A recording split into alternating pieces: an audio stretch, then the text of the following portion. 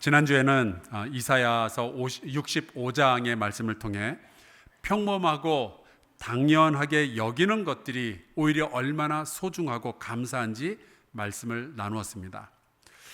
오늘은 혹시라도 우리의 일상에 대한 감사하고 기뻐하는 이 소중한 마음을 깨뜨리는 존재들이 있다면 이거를 우리가 어떻게 하나님의 백성으로서 마주 대해야 되는지에 대해서 말씀을 나누려고 합니다. 오늘 우리가 시편 37편을 보았는데요. 이 시는 다윗이 썼다고 되어 있습니다. 근데 언제, 어디서, 왜 썼는지는 우리가 모르고 있죠. 다만 이 시는 다윗이 나이 들어서 쓴 거라는 사실은 우리가 알고 있습니다. 시편 37편 25절을 보겠습니다. 내가 어려서부터 늙기까지 의인이 버림을 당하거나 그의 자손이 걸식함을 보지 못하였도다. 다윗은 나이가 들어가면서 본 것이 있는 거예요. 경험을 했죠. 여러분, 우리 사람들도 나이가 들어가면서 우리가 보이고 우리가 관심을 가지는 게 조금씩 달라지지 않습니까? 다윗은 나이가 들면서 자신을 괴롭혔던 여러 가지 일들과 사람을 기억하면서 이 시를 쓴 거예요. 다윗은 죽을 고비도 참 많이 넘겼고요. 다윗을 죽이려고 했던 사람들도 많았습니다. 여러분, 우리가 살아가고 있는 이 세상도 결코 만만치 않을 겁니다.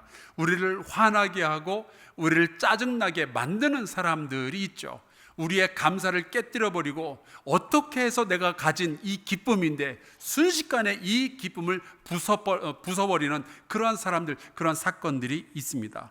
우리의 자존심을 상하게 하고 괜히 우리 속을 긁고 별것도 아닌 거 가지고 잘난 척하는 사람들, 만나기만 하면 자식 자랑하고 아닌데 우기고 힘들다면서 징징거리고 그런 사람들이 우리 주변에 하나둘씩 꼭 있거든요. 여러분 한번 생각을 해보시겠어요? 쳐다보진 마시고 우리 양옆으로 인사 한번 나누겠습니다. 저는 아니길 바랍니다. 적어도 당신은 아닙니다.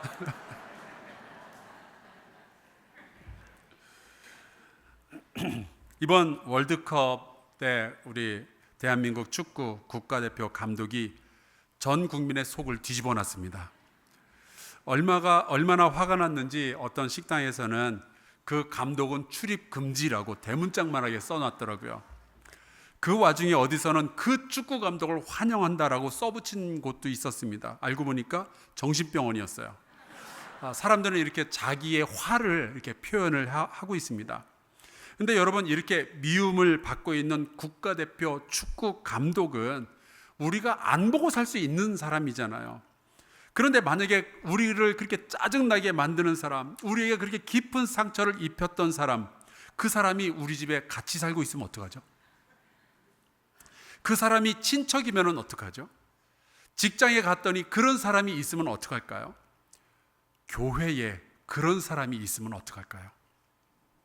우리가 다 북한의 김정은을 싫어하잖아요.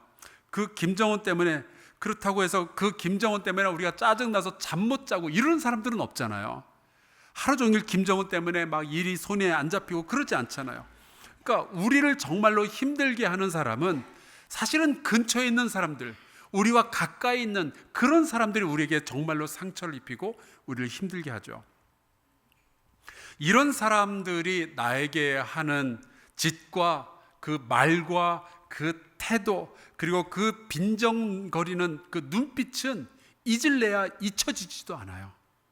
이게 정말 희한한 게 사실 우리를 굉장히 잘 잊어버리는 사람들이거든요. 비밀번호도 맨날 잊어버리고, 그래서 절대로 내가 잊어버리지 않으려고 비밀번호를 적어놨는데 이번엔 어디다 적어놨는지를 잊어버려가지고 못 찾고, 우리가 다 그런 사람들이잖아요. 어떤 집에서 그랬대요.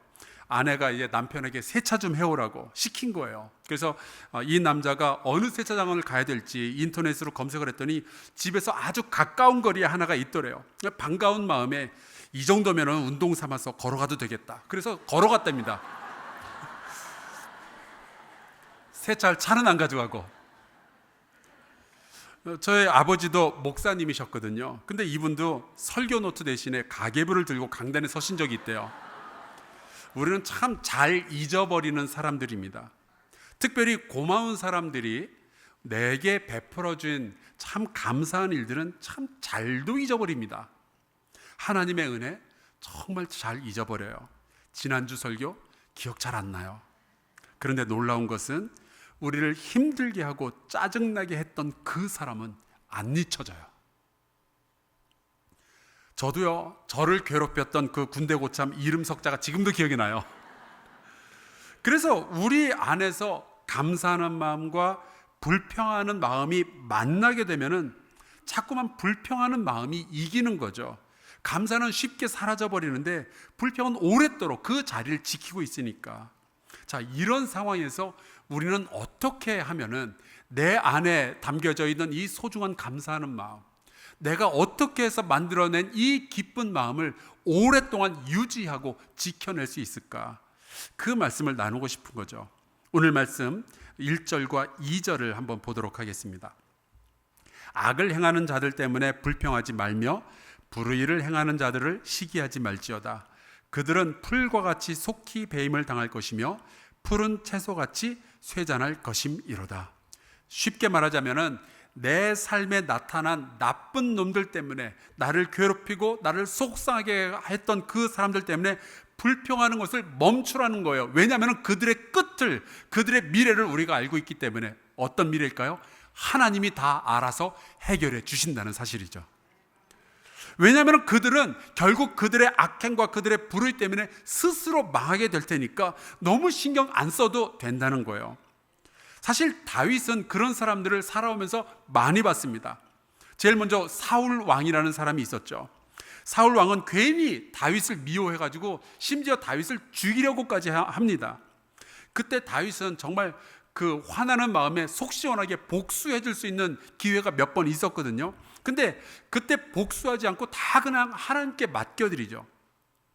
그랬더니 나중에 결국 하나님께서 하나님의 때에 하나님의 방법으로 다 정리해 주시는 것을 경험을 했던 거예요. 그래서 나이 들어서 이 시편 37편을 쓰며 우리에게 그 얘기를 건네는 거죠. 나발이라는 사람이 또 있었어요. 큰 부자였는데 이 사람의 양떼를 그와 그 부하들이 이제 돌보아주는 일을 했죠. 그러다가 어느 날 좀 잔치를 해야 될 것 같아서 부하들이 이 나발에게 찾아가서 우리가 먹을 음식을 좀 달라라고 부탁을 합니다. 그랬더니 나발이 그런 얘기를 해요. 다윗이고 나발이고 모르겠다고. 그래서 다윗이 정말 화가 나가지고 내가 이 나발을 죽이겠다. 그래서 칼을 들고 찾아갑니다. 그때 이 나발의 아내 아비가일이 중재를 해요. 앞으로 이스라엘의 왕이 되실 분인데 화가 났다고 해서 자기 백성 될 사람을 죽여서야 되겠느냐고. 그때 다윗이 이런 이야기를 합니다. 사무엘상 25장 33절. 또 내 지혜를 칭찬할지며 또 내게 복이 있을지로다. 오늘 내가 피를 흘릴 것과 친히 복수하는 것을 내가 막았느니라. 다윗은 이때 불평하고 시기하고 분노하고 복수하고 싶었던 그 마음을 멈추고 오히려 자기의 마음을 이렇게 멈춰준 아비가일에게 고마워하고 감사하는 마음을 가지게 되죠. 놀랍게도 이 일이 있은 후에 얼마 지나지 않아서 나발이 갑자기 급사를 하게 됩니다. 악인들을 결국 하나님께서 다 정리를 해주신다는 것을 다윗은 이렇게 경험을 했던 거예요. 다윗이 왕이 되었을 때 다윗에게 반기를 들었던 사람이 있었죠. 바로 다윗이 가장 아꼈던 아들 압살롬입니다. 이 압살롬은 아버지를 배신하고 아버지 대신 왕이 되려고 했었어요. 여러분, 사랑하는 사람에게서 받는 상처가 제일 깊고 제일 오래가지 않습니까? 게다가 이 다윗은 내가 사랑하는 아이인데 나에게 반역을 했다고 해서 내가 복수하고 이 아이를 어떻게 칠 수가 없으니까 차라리 도망을 치게 되죠. 그때 지었던 시가 시편 3편인데요. 그가 가장 가슴 아팠을 때, 인생 가운데 가장 속상했을 때 지은 시입니다. 근데 4절 5절에 보면 이렇게 되어 있어요. 내가 나의 목소리로 여호와께 부르짖으니 그의 성산에서 응답하시는도다. 내가 누워 자고 깨었으니 여호와께서 나를 붙드심이로다. 여러분, 이런 상황에서 잠이 올까요? 아빠가 자식이 자기에게 배신을 하고 자기 자식이 자기를 죽이겠다고 찾아오는데 잠이 올까요? 아우, 참 속도 좋아요. 근데 다윗은요, 누워 자고 깰 수 있었대요. 왜요? 여호와께서 나를 붙드시는 것을 알았기 때문에. 그리고 성경을 보면 나중에 하나님께서 이 상황도 전부 다 정리를 해주시죠. 아히도벨이라는 사람이 있었어요. 원래 다윗의 신하였는데 그 압살롬이 아버지를 배신할 때 압살롬 편에 붙었던 사람입니다. 근데 이제 이 압살롬의 일을 하나님께서 전부 다 정리를 해주시니까 이 사람이 나도 이제 끝났다 싶어서 자기 고향으로 돌아가서 스스로 목매어 죽게 됩니다. 여러분, 다윗은 하나님 앞에 가서 찬송하고 기도한 것밖에 없었어요. 그런데 하나님께서 이 모든 일들을 전부 정리를 해주시는 것을 그가 직접 체험을 한 거죠. 그래서 이런 시를 쓴 거예요. 우리가 악한 자들과 악한 행동들을 보면서 살아가지만 그때 불평하고 그때 시기하는 것은 바보나 하는 짓이겠구나, 내가 할 일은 그게 아니구나 하는 거죠. 여기 나오는 이 불평이라는 단어가 히브리어로 하면은 하라라고 합니다. 부글부글 타오른다라는 뜻이에요. 우리도 우리말에도 속이 탄다라고 그러죠. 그런데 여러분, 우리가 어떤 악한 사람들 혹은 악한 행동들을 바라보면서 속이 부글부글 타오를 때 그때 속만 타는 게 아니에요. 가만히 생각해 보세요. 내가 그 사람 생각하느라, 그 사람 때문에 분노하느라 내 시간이 불타서 없어지고 있어요. 뿐만 아니라 나의 평화와 나의 기쁨, 나의 거룩함이 불타서 없어지고 있어요. 어쩌면 그 복수심에 내 인생이 지금 불타서 없어지고 있는지도 모르겠어요. 더 좋은 일 많이 할 수 있었고 더 기뻐할 수 있었는데 바로 그 사람 때문에, 그 생각하느라, 불평하느라, 시기하느라 내 인생이 불타서 숯덩이가 되어가고 있는 거죠. 이렇게 분노가 가득 찬 사람, 어떤 미운 사람이 있는 사람은 남편 앞에서 그놈 이야기를 꺼내게 돼 있어요. 자식 앞에서도 그놈 나쁜 놈이라 그러고, 그러면서도 원하는 게 뭐예요? 같이 좀 분노를 하자. 당신도 그 사람 밉다고 얘기를 해달라. 근데 그 사람 그런 사람 아니야. 그러면 확 더 올라가지고. 우리 가족도 나와 함께 불평하고 나와 함께 시기하고 나와 함께 분노하자 이야기를 하는 거잖아요. 근데 그렇게 하면서 가정이 불타서 점점 무너져 가는 거예요. 제일 안 좋은 것은 악을 악으로 되갚아 주려고 하는 태도죠. 여러분, 독일에서 히틀러가 나치당을 처음 만들 때 많은 독일 사람들이요, 제1차 세계대전에서 독일이 패했던 이유는 유대인들 때문이라고 생각을 했습니다. 그리고 유대인들의 모든 것에 대해서 이제 불평을 하기 시작한 거예요. 시기했던 거예요. 그들의 지식, 그들의 돈, 그들의 일자리 등등. 그래서 독일 사람들은 점점 이 유대인들을 싫어하고 불평하게 되죠. 그리고 그 불평을 해소하기 위해서 나치 정권이 들어서게 됩니다. 제2차 세계대전을 일으키고 유대인들을 자그마치 600만 명이나 학살을 하게 되는 거죠. 그리고 역사가 증명하는 것은 그때 그 나치 정권의 독일 사람들이 다 괴물들이 되었다는 사실이에요. 여러분, 우리가 악을 악으로 갚겠다고, 반드시 내가 복수하겠다고, 나랑 똑같은 고통을 느끼게 해주겠다고 말하고 그것을 행동에 옮기는 순간 나도 똑같은 괴물이 되어가고 있는 겁니다. 자, 그러면 어쩌란 말이냐? 저놈 때문에 속이 터질 것 같은데, 그놈이 한 짓 때문에 내 마음이 이렇게 상한데, 잠을 못 자겠는데, 그럼 가만히 있으란 말이냐? 내가 10대를 맞는 한이 있더라도 한 대라도 좀 때려주고 싶다.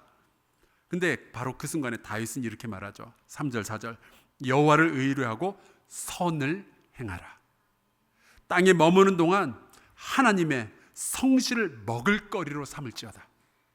또 여호와를 기뻐하라. 그가 내 마음의 소원을 내게 이루어 주시리로다. 여러분, 우리가 분노가 치밀어 오를 때요, 그 어떤 사람을 턱막 미워하게 될 때요, 불평하게 될 때요, 할 게 그것밖에 없는 게 아니었어요. 할 일이 있었어요. 여러분, 서쪽과 동쪽을 동시에 갈 수 있을까요? 아닙니다. 서쪽으로 가면 동쪽으로 못 가게 되는 거고, 동쪽으로 가면 서쪽에서 멀어지게 되는 거죠. 여러분, 우리가 불평을 하게 될 때, 불평에서 멀어지려면, 시기심에서 멀어지려면 모든 것의 창조자이고 우리를 다스리시는 하나님께 가까이 나아가면 그게 해결이 되는 거예요. 우리 마음에 어떤 생각이 있고 어떤 아픔이 있는지 그냥 하나님 앞에서 쏟아놓고 내려놓고, 그리고 하나님께 맡기고 우리는 이제 다른 일들을 해야 되는 거죠. 자, 이렇게 돼 있어요. 여호와를 의뢰하고 선을 행하라. 여기 의뢰한다라는 표현의 히브리어가 바타흐인데요, 안심하고 기댄다, 그런 뜻입니다. 우리가 마치 침대에 이렇게 펄썩 기대고 아니면 소파에 펄썩 기대는 것처럼 안심하고 기대는 거예요. 흔들리는 내 감정이나 어떤 내 생각이 기대지 말고 그냥 하나님의 공의로우심에, 하나님의 성실하심에 기대는 거예요. 그리고 뭘 하나? 선을 행하라. 여러분, 우리는 불평과 시기심이 생길 때 주로 악한 상상을 더 많이 하게 되거든요. 근데 그럴 시간이 있으면 차라리 선한 행동을 더 하라는 거예요. 그놈이 나를 욕했다면 나는 누군가를 칭찬하는 일을 하는 거죠. 그놈이 내게 손해를 끼쳤다면 나는 누군가를 돕는 일을 하는 거예요. 그놈이 내게 욕을 했다면 나는 누군가를 축복하는 일을 하는 겁니다. 그놈이 내게 거짓말을 했다면 나는 누군가에게 진리를 전하는 일을 하는 겁니다. 그놈이 내 것을 훔쳤다면 나는 누군가에게 자선을 베푸는 거죠. 제가 자꾸 그놈에서 죄송한데 원하시면 여성 대명사로 바꿀 수도 있어요. 제가 생각을 해봤어요. 만약에 우리가 불평하고 시기하고 악한 계획을 세울 바로 그 시간에 우리가 하나님께 다 맡기고 대신 선한 행동을 더 많이, 더 자주 하게 된다면 결과적으로 내 주변에는 나를 좋아하고 나에게 감사하는 사람들이 더 많아질 것 같아요. 그런 분들과 자꾸만 만나고, 그렇게 되면은 점점 불평할 일들보다는 감사할 일들, 기뻐할 일들, 그런 일들이 더 압도적으로 많아지겠죠. 여러분, 그게 훨씬 더 멋있는 인생 아닙니까? 그게 훨씬 더 지혜롭지 않나요? 여기에서 다윗이 3절에 아주 재밌는 제안을 했습니다. 그의 성실을 먹을거리로 삼을지어다. 그 하나님의 성실하심을 먹을거리로 삼으라는 거예요. 우리는 이제 짜증이 날 때 주로 이제 욕하고 수군거리고 그렇게 하죠. 그래서 우리의 분노는 불평과 시기심을 먹고 자라납니다. 그렇게 누군가를 욕하고 불평을 하면 할수록 우리가 분노하고 복수하는 것이 정당화되기 시작해요. 그러면서 우리가 서서히 괴물화 되어가고 그러다가 나치 같은 집단이 만들어지게 되는 거죠. 다윗은 그 전략을 바꾸자는 겁니다. 그 놈이 저지른 그 나쁜 짓만 묵상하지 말고 하나님이 얼마나 성실하신 분이신지 함께 묵상을 하자는 거예요. 시선과 생각을 한번 바꿔보자라는 거죠. 하나님은 다 보셨어요. 이미 그놈이 무슨 짓을 했는지 다 알고 계셔요. 그리고 그 하나님은 결국 공의를 이루실 거잖아요. 이 진리를 마음속에 두고 묵상하고 함께 기도하면서 우리는 오히려 선한 일을 할 수 있지 않겠느냐 하는 거예요. 불평할 시간에 차라리 선한 일을 하면은 하나님께서 우리에게 어떠한 일로 갚아주실지 기대하면서 살 수 있지 않겠느냐, 이 이야기를 우리에게 제안하는 거죠. 다윗이 또 이런 이야기를 해요. 또 여호와를 기뻐하라. 여러분, 우리가 불평할 일이 있다는 사실이 우리가 기뻐할 이유가 없다는 뜻이 아니잖아요. 우리 여자분들, 남편이 속을 썩일 때 아내들이 자식의 눈을 보면서 하시는 말이 있죠. 내가 너 때문에 산다. 아니, 왜 그 좋은 방법을 하나님께는 적용하지 못하냐는 말이에요. 하나님, 저 사람 때문에 속상한데 저 하나님 때문에 살 것 같아요.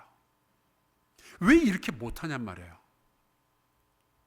여러분, 하나님은 우리를 사랑하시는 줄로 믿습니다. 근데 여러분, 그분의 사랑, 창조주의 사랑을 받는 게 보통 일입니까? 그 하나님이 우리에게 엄청난 은혜를 베풀어 주셨잖아요. 그게 보통 일이에요? 그 하나님이 우리의 죄를 대신해서 십자가에 달려서 나 대신 죽으셨잖아요. 그래서 우리가 죄의 용서함을 받고 구원받은 주의 백성이 됐잖아요. 여러분, 이게 보통 일이에요? 이거 정말 기뻐할 일이 아니냔 말이죠. 여러분, 감사가 무너져 내리려고 할 때, 불평의 냄새가 솔솔 올라올 때 여호와를 기뻐하는 능력과 지혜가 여러분 모두에게 있기를 간절히 축원합니다. 이제 5절과 6절 보겠습니다. 내 길을 여호와께 맡기라. 그를 의지하면 그가 이루시고 내 의의를 빛같이 나타내시며 내 공의를 정오의 빛같이 하시려다. 여러분, 우리가 억울할 때가 있어요. 그 사람 때문에 내가 착한 사람이고 내가 올바르게 했는데 그놈 때문에 내 의의가 가려지고 오히려 그놈이 잘난 척하고 돌아다니면 속이 확 상하죠. 근데 여러분, 하나님은 그걸 다 알고 계시거든요. 결국 그 하나님께서 여러분의 의로움을, 여러분의 선함을 드러내어 주실 줄로 믿습니다. 사실 뭐 예수님 믿는 사람이라고 화가 안 나겠어요? 여러분 생각해 보세요. 제가 목사인데 저는 화가 안 날까요? 어떻게 생각하세요? 제가 이렇게 설교를 하는 동안에 정말 반짝반짝 눈을 뜨고서 제 설교를 듣는 분들이 계신가 하면, 그래서 제 마음이 흔들린다니까요. 그런데 시편 37편은 우리에게 이렇게 이야기를 하는 거예요.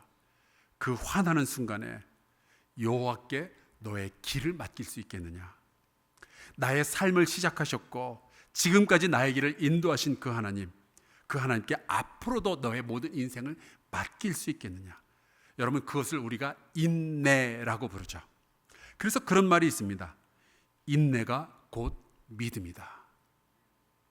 그래서 다윗은 인생을 통해서 배운 교훈을 이런 식으로 풀어내요. 7절 8절 여호와 앞에 잠잠하고 참고 기다리라. 자기 길이 형통하며 악한 꾀를 이루는 자 때문에 불평하지 말지어다.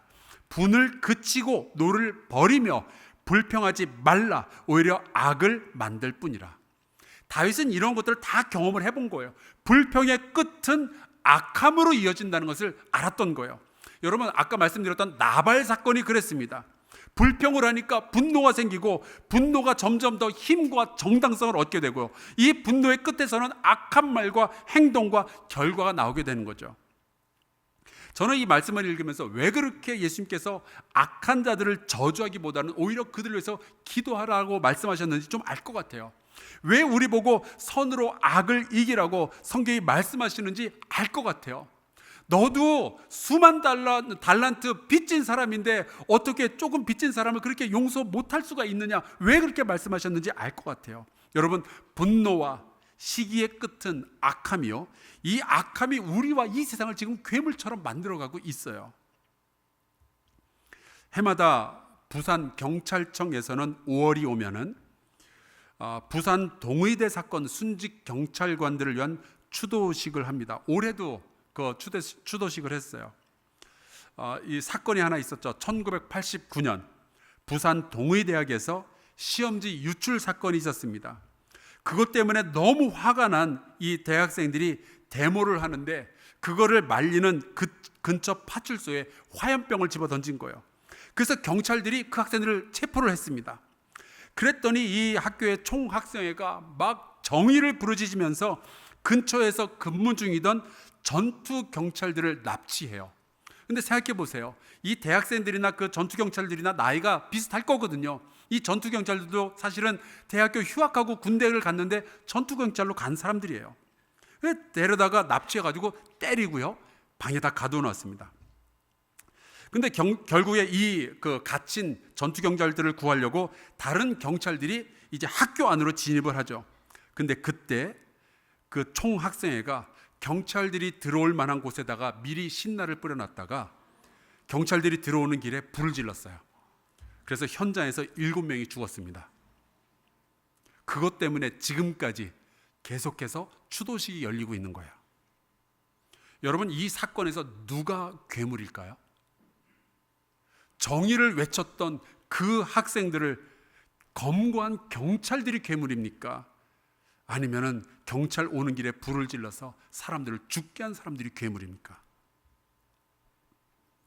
이 사건을 바라보면서 미소 짓는 유일한 괴물이 있다면 그게 바로 마귀죠. 우리의 감사와 기쁨을 이렇게 아무것도 아닐 수도 있었던 불평과 시기로 다 무너뜨리고 있는 거예요. 하지만 다윗을 통해서 하나님께서 우리에게 주시는 약속의 말씀이 있습니다. 오늘 말씀 9절인데요. 이렇게 되어 있어요. 진실로 악을 행하는 자들은 끊어질 것이나, 여러분 이거 하나님의 약속이에요. 여호와를 소망하는 자들은 땅을 차지하리로다. 여호와를 소망하는 자들은요, 불평과 시기함 대신에, 분노 대신에 하나님을 신뢰하며 선한 삶을 살기로 결단하는 자들이죠. 악한데도 잘 되는 사람들을 보면서 배합하기보다는 그저 하나님의 성실하심을 날마다 묵상하는 사람들, 그들입니다. 정말 꼴보기 싫은 사람들이 여기저기 있지만 하나님 때문에 기쁠 일이 더 많네요 라고 고백하는 사람들이 바로 이러한 사람들이죠. 그래서 분노 때문에, 불평 때문에 나의 인생을 불살라 버리지 않는 지혜로운 사람들이 바로 이 소망을, 여호와를 소망하는 자들인 거예요. 성경은 이렇게 분노 앞에서 오히려 소망하는 사람들, 분노 앞에서 불평을 버리고 선한 일을 하는 사람들, 이러한 사람들을 온유한 자라고 부르고 있습니다. 그래서 오늘 읽지는 않았지만 11절에 이렇게 되어 있어요. 그러나 온유한 자들은 땅을 차지하며 풍성한 화평으로 즐거워하리로다. 이것이 하나님의 성실하심입니다. 여러분, 온유함이라는 것은 물에 물 탄 듯 술에 술 탄 듯 그런 태도가 아니에요. 온유함은 하나님을 신뢰하며 끝까지 인내하고 오늘도 다시 한번 선한 일을 하는 것, 그것이 온유함입니다.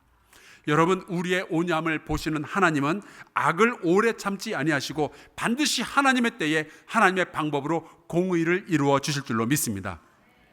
그래서 우리가 해야 될 일은 오히려 믿고 기다리며 계속 선하게 하루하루 더 살아가는 거예요. 더 선하게 살아가는 거예요. 그게 온유한 사람이 살아가는 방법이죠. 이 약속은 예수님께서 다시 한번 좀 확증을 해주셨습니다. 마태복음 5장 5절, 온유한 자는 복이 있나니 그들이 땅을 기업으로 받을 것이며. 예수님은 참 온유하신 분이셨어요. 그분이 십자가 위에 계실 때 조롱을 받으셨습니다.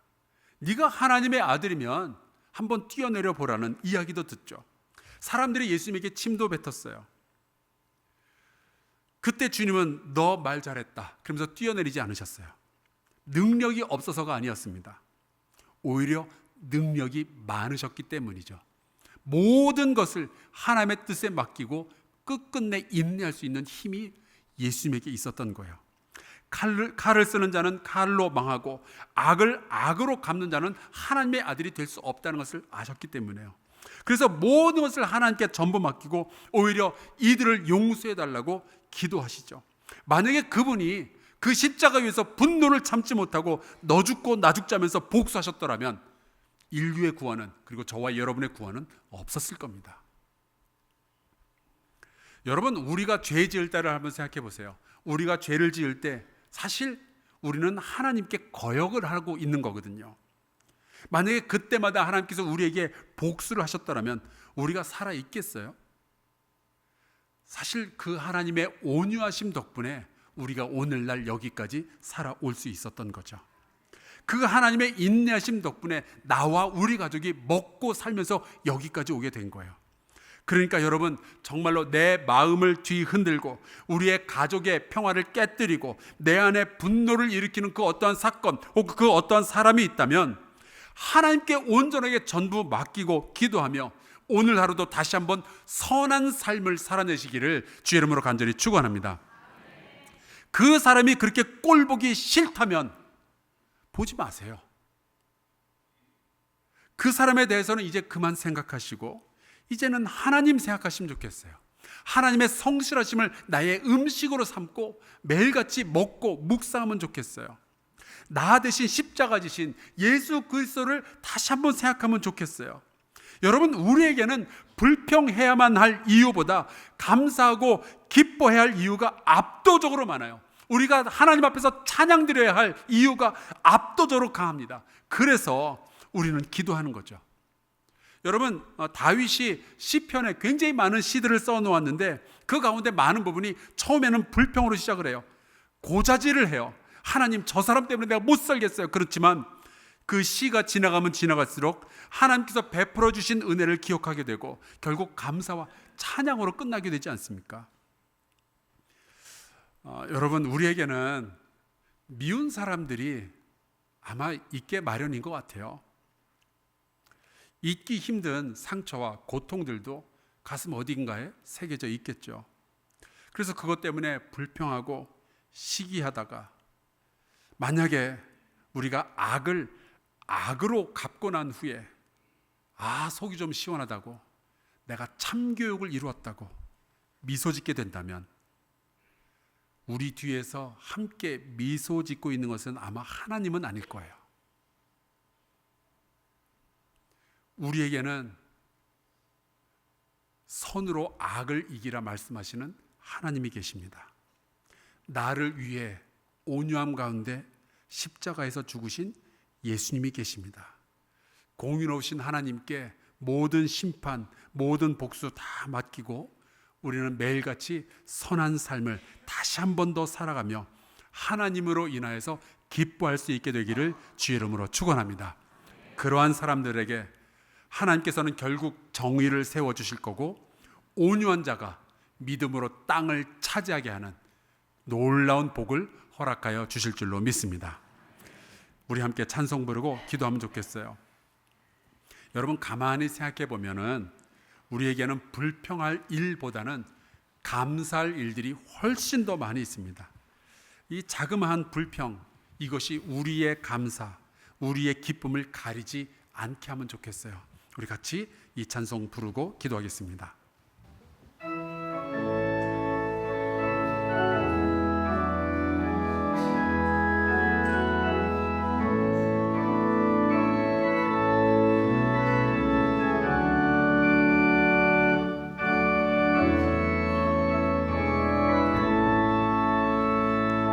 날 구원하신 주 감사, 모든 것 주심 감사, 지난 추억이 내 감사, 주 내 곁에 계시네.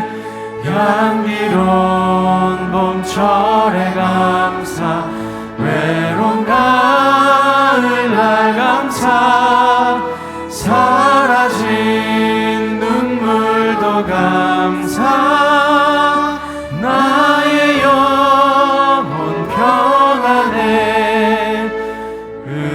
응답하신 기도 감사, 거절하신 것 감사, 헤쳐나온 풍랑 감사, 모든 것 채우시네.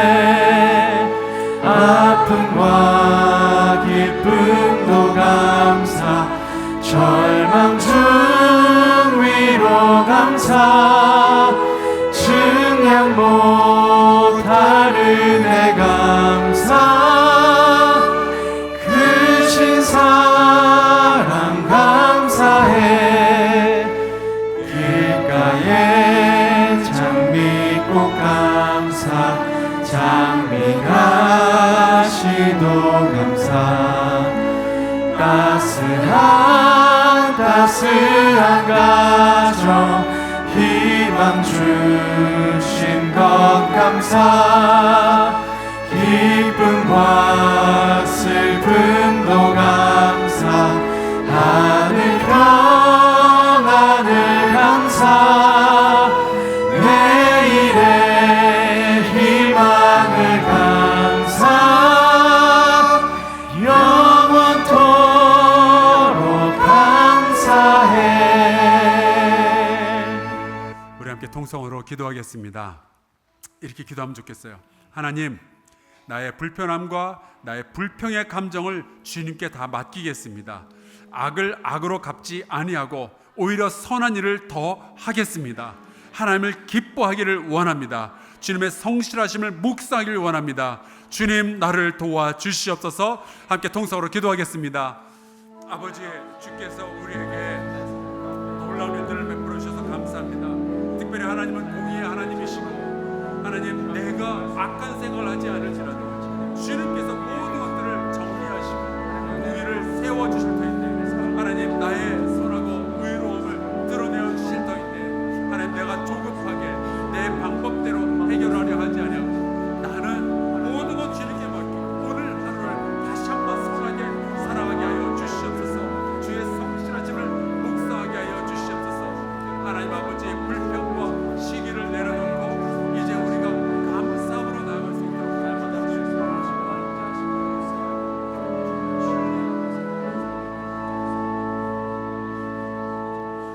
하나님 아버지, 이 세상이 죄악으로 가득 차더니 언제부터인가 우리의 마음을 아프게 하고 우리의 감사를 깨뜨리는 존재들이 주변에 나타나서 우리를 힘들게 하는 일들이 있습니다. 여호와 하나님 아버지, 그때 우리가 다시 한번 주의 공의로우심과 주의 성실하심을 묵상케 하여 주시옵소서. 우리가 불평과 시기함을 이제 멈추고 오늘 하루 다시 한번 선한 삶을 살아갈 수 있도록 주님 용기와 지혜를 더하여 주시옵소서. 날마다 주와 같이 동행하게 하여 주시옵시고 온유한 자가 땅을 차지하리라는 그 기대와 믿음을 가지고 인내하며 이 인생을 살아갈 수 있도록 주님 붙잡아 주시옵소서. 예수 그리스도의 이름으로 기도하옵나이다. 아멘.